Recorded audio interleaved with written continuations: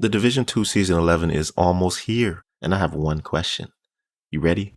Because something big is coming you might not be ready for. One single exotic item has been resurrected from the past and has lit a fire in me that hasn't been there for a long time. That being said, for all the new and returning players, the Division 2 is a treat to get into if you have never experienced it before. Even if you're coming back, there is so much to do. Us veterans just tend to get tired after so many years and hours of the grind. Nonetheless, the Division 2 offers an experience like no other. What's going on, y'all? I'm 𝒉𝒆𝒍𝒑𝒔, and if you enjoy builds, guides, and gameplay, then don't hesitate to like the video and subscribe to my channel. Now let's get you up to speed. If you want to take advantage of what's happening right now, then you can easily get to the level you need by starting a new character and beginning at the Warlords of New York expansion. This will automatically boost your level so you won't have to start fresh. There's still some grinding to be done, but don't worry, all of that XP you accumulate will be allocated to the new rewards track that Season 11 comes with. This will also house lots of gear and some exotics that you will unlock once you reach the level required to get that item. And here's where all the fun begins, because you can then start making builds and playstyles to fit your needs. And as I said, this is the part of the Division 2 that shines. So many varying playstyles and builds to choose from. And this is what I was referring to that lit a fire in me. If you've never played the Division 1, there was an exotic bag known as the Ninja Bike Messenger Bag.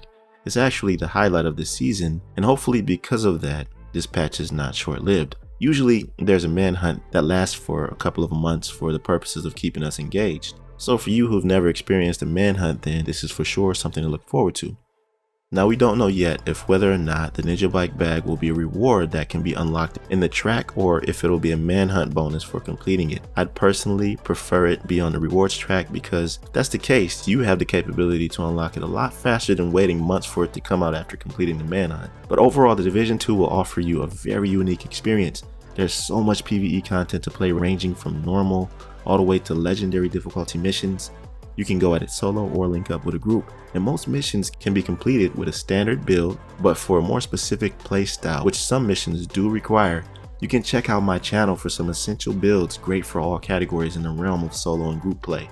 And I'll include some builds to help you get started in the description. Once you get an understanding of what the Division 2 is about, the learning process then becomes natural.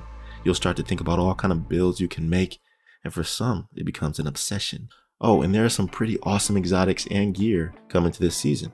Just to name a few, the Sacrum Imperium, an exotic marksman rifle that slows the enemy whilst igniting them on fire. That's pretty crazy, right? Then there's a new brand set called Hasburg Guard, aka HG, also a gear set called Hot Shot, which caters to headshots and marksman rifles. So this season definitely caters towards more of a long-range tactical playstyle, which the Division 2 kind of wants to get back to, you know what I mean?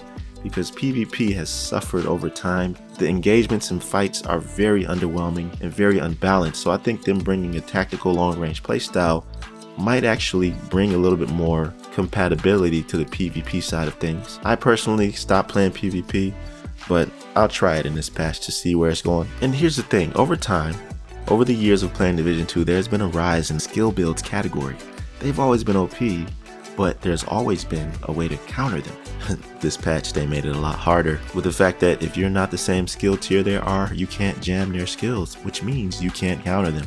So you're going to have to alter your playstyle in order to compete with skill builds. So that means they've quickly become very powerful and even can claim the meta spot in most cases. And I think the reintroduction of the Ninja Bike was brought to kind of combat that a little. I'll briefly go over what it can do and then we can end this video. But the talent is called Resourceful, if you didn't know. It slots in any equipped gear and or brand set item to fulfill a requirement towards unlocking a gear and or brand set bonus. This allows to unlock bonuses from multiple sets simultaneously.